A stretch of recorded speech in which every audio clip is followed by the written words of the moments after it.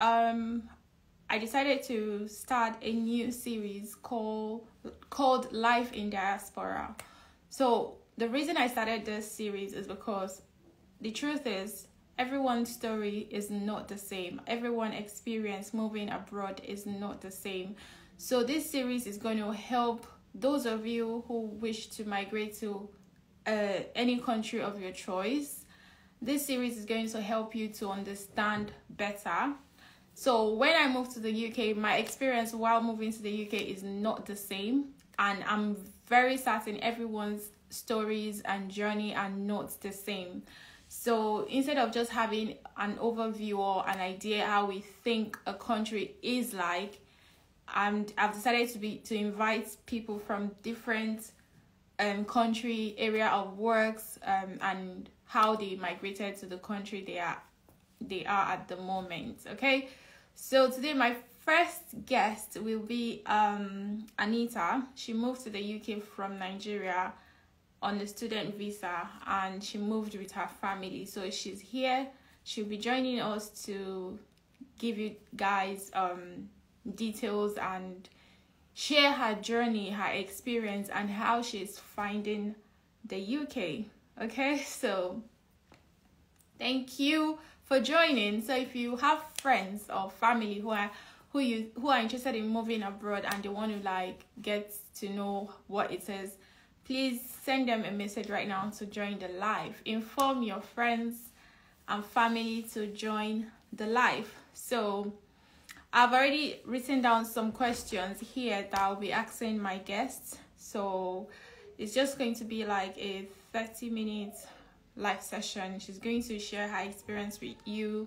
She's going to, and please, I wish you'll miss it, please.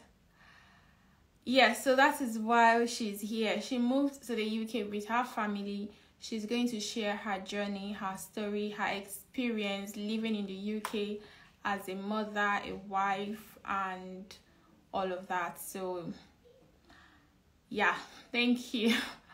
Thank you guys for joining. So I would invite our guest now to join us, and we'll start. Okay.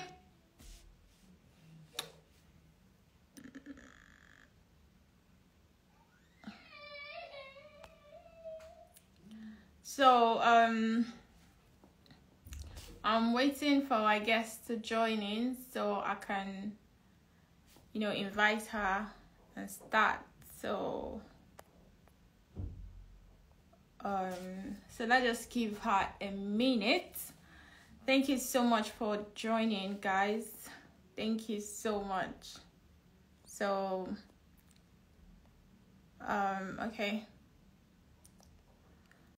okay, so I've sent an invite to our guests. She'll be joining us shortly. Hi. Welcome to my live. Welcome to Life in Diaspora. I'm so happy to have you here. This is the first time I'll be seeing you, we've been chatting for a very long time. Thank you so much for joining. So yeah, I will leave you to introduce yourself. Okay. My name is Odiri Anita Semota. I'm currently studying international tourism and hospitality management at Ulster University. I come from Nigeria. From that.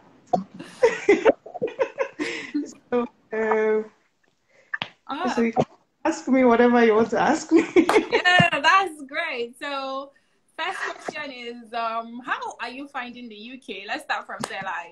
How are you finding the UK? What would you say your expectations were when you were still in Nigeria and now your reality?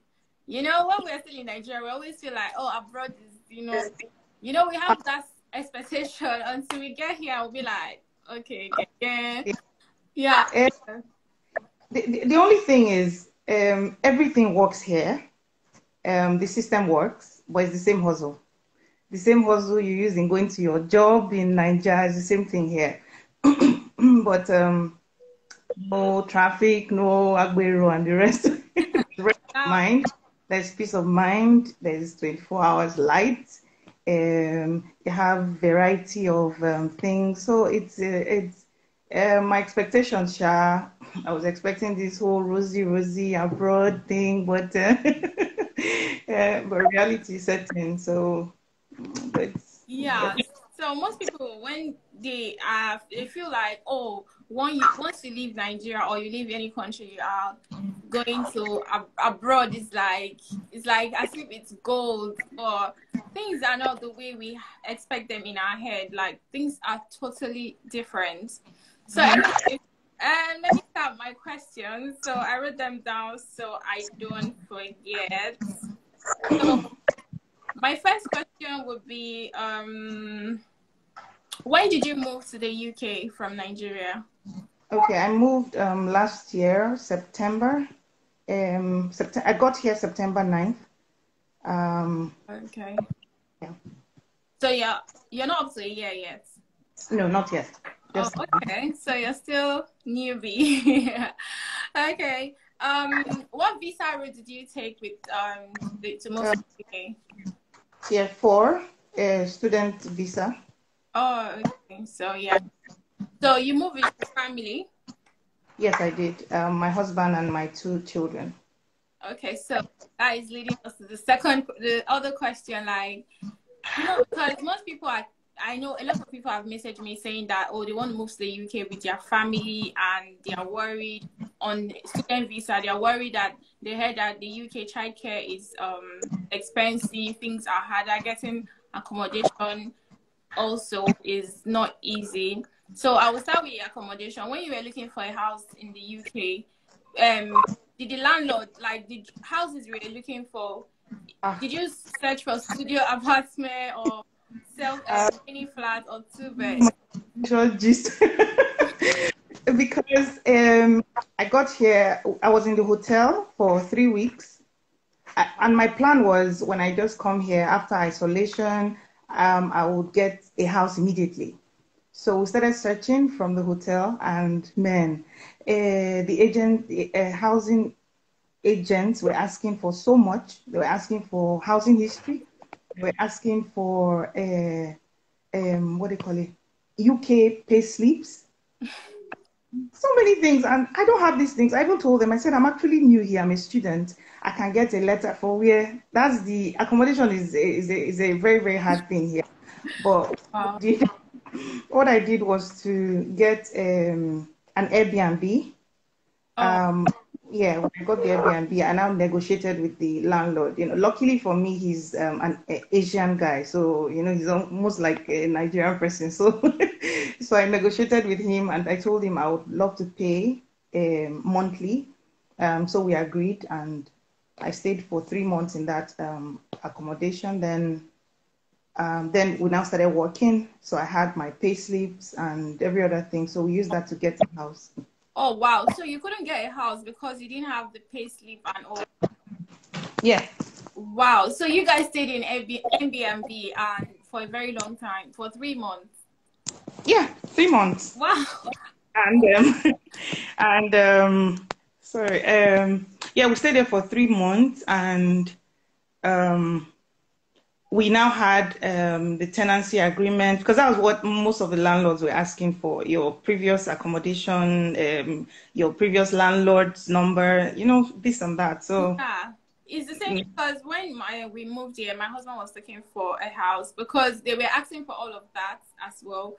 okay. My husband told them he just got to the country from Nigeria. Where do you guys expect us to get all of that? So, but the agency we use sort of advised us to just tell them that where we were coming from, the house we were staying, we are the owner of the house and all of that. So, and he was lucky; he got like a reference letter from his employer. So that was what like helped us in to be able to get an accommodation in the UK. Accommodation is really serious. So when you were looking for a house, they will ask you how many of you are going to live in the house. Yes.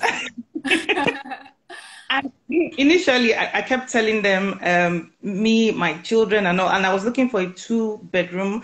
apartment or a house, but they said it has to be 3 bedrooms because of my children, Are you since they are serious? different sex. Yes, because there's a boy and a girl that they will have to stay in separate rooms. Oh, So that was the issue. Every time we go to view a house, and they ask me to fill a form. When I fill the form, the agent will be like, "How many of you guys?" And I'll be like, "We are 4." He'll be like, "No, no, no. I think you should be looking for a 3 bedroom apartment." And it was so frustrating. So I saw wow. myself staying in the hotel for 3 weeks, and you know what? Now how much we paid. Oh, wow. So, Yeah, yeah. so guys, if you're not aware, in the UK, when you're getting a house and you have children, based on the number of your children, that will determine the house you're going for. You can't just be like, oh, because one woman messaged me on Instagram. She said she's moving to the UK with her family. She has 3 kids. Her husband is already in the UK, but she's coming with her 3 kids. And she's asking me if she can get like a studio apartment. I'm Ah, like, for where? like you can't even get a 2 bedroom. First, you need to have 3 bedroom based on the size of your family. So if you're moving to the UK on a student visa, the size of your family matters, and getting accommodation in the UK is not it's not like in Nigeria where you're managing. You can't manage in this country. If you have children, if you have 2 kids, if they are the same sex, they can stay in the same room, but if they are different, you have to have like different rooms for them. And if your children are 3, you have to get. I think they only allow 2 children per room here in the UK. 3 And children. yeah, because my daughter is 12 years, so they're like looking at her like she can't be staying with the younger brother. So like she's almost 18. So that was in that direction. So you look at the age, you look at the sex of the children. Wow. So So that means you yeah. guys got 3 bedroom. Yeah, we actually got a 2 bedroom detached house. So we're just lucky. So Oh, we got a 2 bedroom, yeah, detached house, yeah. oh, okay. Well, accommodation now is not easy, and being on the student visa, you don't have all the whole reference and all this thing. It's going to be so if you're moving to the UK on a student visa with your family, just save your money for Airbnb. Like, would you tell me like if you can remember, just an average, how much do you think you spent for the 3 months that you stayed in the hotel accommodation? Ah, This one, oh, that's like the you one know, much. the problem here that I noticed is they take this hospitality thing too serious. During the weekend, there's a different price. During the week, there's a different price. Because I stayed longer, so I knew all that. Because we paid from Nigeria, we paid for isolation, 1 point something million for 10 days. Wow. After that, we started paying weekly. Then weekends, we paid £250 on Fridays, then £260 on Saturdays. Then on Sundays, we go back to, I think it was 100 or £80. So that was what we were doing. Wow, So, that's a lot of money. Oh my yeah. God. You know what? I keep telling you guys, my experience, everyone's experience when they move to the UK is totally different. So this series is going to really help you to really understand the process of migrating, because you don't just assume, oh, we go rough farm, because in Nigeria will be like, anyhow it be, we go rough farm. You can't rough it in another man's country. You have to be prepared, except you want to stay on I'm sure it's cold, you can't stay outside, so you have to be In the house, we can't even stay without the heater. Not to talk about. exactly. And for the accommodation in the hotel, did they restrict you based on your family size on the number of rooms you can take? Okay, I was expecting that as well. At some point, I was even begging them that, I was trying to tell them maybe you should give us a single room, and they were like, no, since you have, sorry, excuse me, since you have a family, you have to use what do you call it? Is it family room? I guess it's family room. Yeah. So we had to pay for that, which was more expensive. I Huh. was even negotiating with them, like, even on that Friday, I was even trying to tell them, we stayed here for like 2 weeks now. Why are we paying more? They're like, that's the policy. That's how it is. There's no negotiation here. They don't Yeah. pity you. No, They they don't. don't. They follow the So yeah, exactly. wow. So So My next question would be, what has your experience been like since you moved to the UK? The good, the bad, and the ugly. Because in as much as I know here is like everything works, things are going fine and all of that, it has its good, it has its bad, and it has its ugly. I'm sure I know you've not stayed here for so long, but at least you have had a little bit of taste of good. You can tell me in every aspect of, like, based on work, even if it's at work or your normal day-to-day life, or your experience so far. Uh, I've so far I've seen things, yeah. Because like you said, in my place of work, I was working in the housekeeping section in one hotel.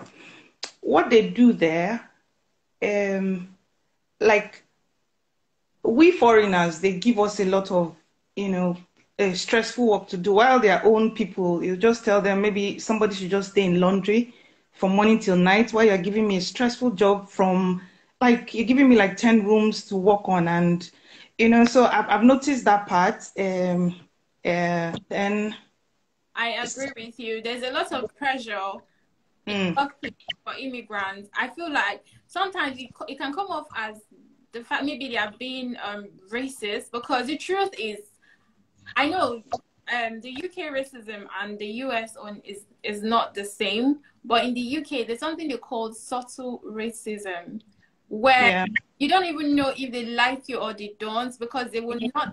They are super polite.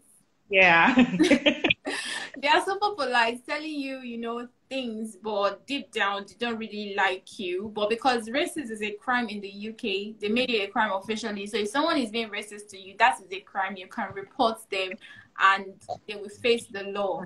So because they already made it a crime, they can't be racist to your face.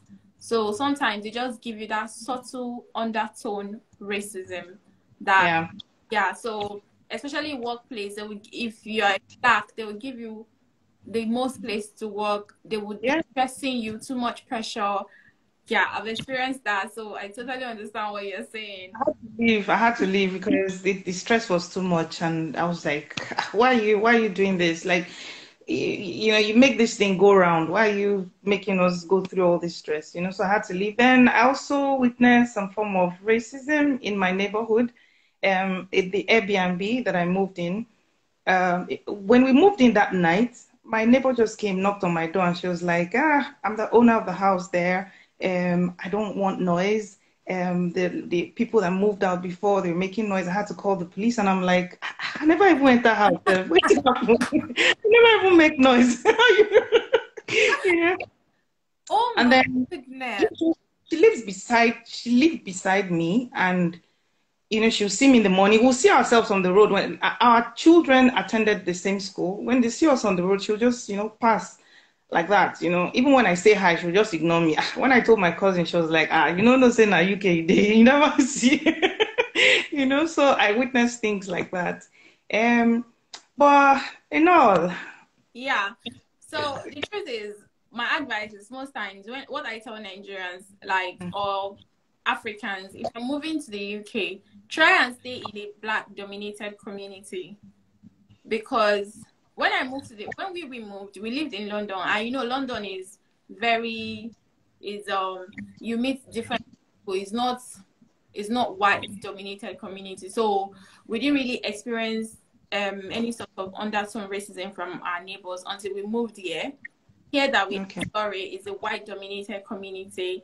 The same thing that happened to you happened to us. We got a letter that we should not make noise.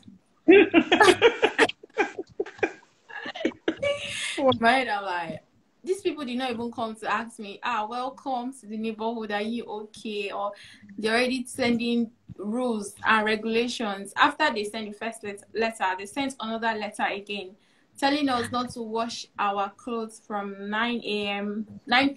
till 9 a.m. So anything from 9 p.m. till 9 a.m., we should not use the washing machine that it makes noise, and we should not make noise. We're even giving rules in my mind. If Wow. people are not paying my rent, they're not paying my bills, like I should Yeah. be comfortable in my own house, like the house I'm paying rent for. So, and they can call police for you. Like they can just, like my recent experience was when my neighbor called Child Protection Service on me because of my daughter was crying. Obviously, she was sick. So yeah, so you experience a whole lot of things. It's not easy. And Mm. so far, have you been able to make any friend here in the UK so far? With blacks, yes. Very. Not white. I give them the distance, so I don't want to be friends with them. No, it's more of blacks and then my classmates. Oh, Yeah. okay. Okay. So, well, these are your few experience. So, but in all, like, what would be your advice for those people who are planning on moving to the UK with their Mm. family, with their children? I know age matters, but just a general advice for them if they're coming with their family, based on the fact that you're here with your family. I'm sure you know experienced you know the best thing to tell. Or I'll ask Yeah. this question: when you now, what would you have said you would have done differently if you were given another chance to move to the UK? What would you have done differently during your whole process of moving Uh, to the UK? Um, yeah, paying for my visa fee. I didn't know, I didn't really have that information, and I didn't know I was supposed to open a dollar account so that I would pay my visa fee. So I had to use somebody, and the person charged me a black market rate, while my other friends that we did together, they all used their own bank accounts, they paid for that. And I wouldn't have fallen into that hotel issue if I had a dollar card. Oh, Because I had an Airbnb that I would have paid for 2 weeks for like 600,000, but I couldn't use. When I finally got the dollar card, I don't want to mention the name of the bank. When I finally got it didn't work. wow. So, and because we were planning, the money wasn't there at once. It was a gradual process. So it was like 3 days for us to leave or so. I wanted to pay for the Airbnb. Card no work. Oh. So, Wow. so I had to now start looking for a travel agent. Before that one, now didn't it was expensive. You've seen the amount I paid now, so it was expensive. So there, yeah, I would have anybody coming or trying to process this, you just quickly, as you are processing, open a dollar account. Make sure you have the card. Make sure you test the card. Maybe buy some things online. Make sure that card is working before it gets to that stage of you paying. And as per children, even if I have that, given the opportunity again, I'll bring my family with me. Every other person, my mom's friends heard I with my family, they're like, Kai, you try, coming with your family because some people would want to leave their, and say, let me come alone. And, when I get money, I'll bring others. If you can come with them initially, you hustle together, and then grow together than you saying you want to save money. And because then it will be very, very hard for you to send for them later because getting that money and all. So if you can do that initially, you come together. Come Yeah. together. Okay. Mm. So somebody asked, how do you fund your dollar accounts? Pardon? How do you fund your dollar accounts? My dollar account. Yeah, she said, how did you fund it? I don't understand that question. No. Like, Dollar account. Okay, in Nigeria. how did you put money in it? Did you just, Yeah, I bought. okay, you I bought bought from bank? Malam. No. Did you buy from Yeah, the bank or from Mala? from Bureau de Change. Okay, then you now take it to the bank and you saved it in the account. Yes, yes, Okay, yes. so if you're in Nigeria, you're planning on moving to the UK, one important thing, I didn't even know this, you need to create a dollar account that you would use and make sure it's working Mm. before you leave. So this is very important. So there is nothing you would change. So because there's a lady that said she was moving to the UK with her child. She's a single lady. She's coming alone with her less than 1 year old. What advice do you have for her? Is she coming alone? Yeah. Ah. Um, that means she'll have to pay more for childcare, you know, because if she wants to work, she can't leave the child at home. She'll have to, and 1 year, you can't start school at 1 year. So I think she has to get, what they call them, I don't know what they call these people, Yeah, that take care of children, or she has to get a babysitter for yeah. that, and that's is So expensive. someone It's asked one. expensive, but Someone asked, wow. did you regret leaving Nigeria? Pardon? Did you regret leaving Nigeria? Now, wow. What's there to regret? Apart from the food stuff, Sha, there's nothing. In short, Nigeria, I beg.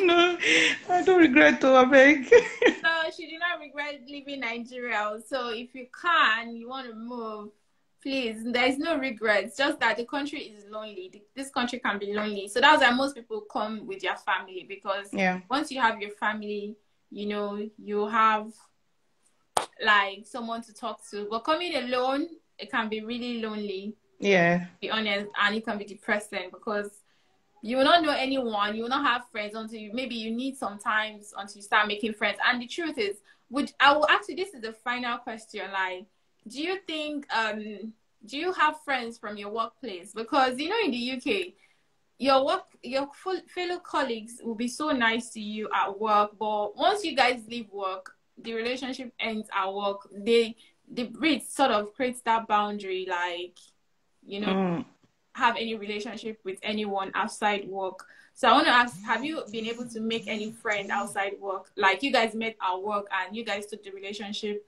outside work? No, everybody just minds their business. You know, just meet at work, hello, hi, and that's it. Even when I'm walking home, so if somebody's driving and they're like, bye-bye. So Oh, they don't go out of their way to, you know, want to know you. So everybody just, the only thing is, I attend a Nigerian church. So I have okay. some people there, and they really, and that's another advice. If you're coming down here, once you get here, look for a church. It doesn't have to be a Nigerian church. Even if it's a Baptist Catholic church, look for a church to attend. They'll put you through. You know, most of your problems will be solved like that. Because the Nigerian family I met in the church, they really helped me. They really, really helped me. You know, so Like joining. that's one thing. Yeah, immediately you come start looking for church. Yeah. Yeah, because the truth is, there are not a lot of Nigerian church here in the UK, and there are not a lot of church in the UK. Honestly, the nearest church to my house is like an hour. Wow. So I don't even go to church because how do I want to start? Like an hour, and again, where I stay, the bus comes every 1 hour. So before I get to church, Ooh. church is closed. So Yeah. need so okay, guys. So thank you so much for gracing my life. And for those of you that are just joining in, I will post this video on my YouTube channel so you can go and watch from beginning to the end, and you will get to hear Anita's experience, and so you can prepare yourself better. So Anita, thank you so much for coming. I really Thank you for having me. Thank you so much. all right. Bye-bye. All right, love. Bye bye.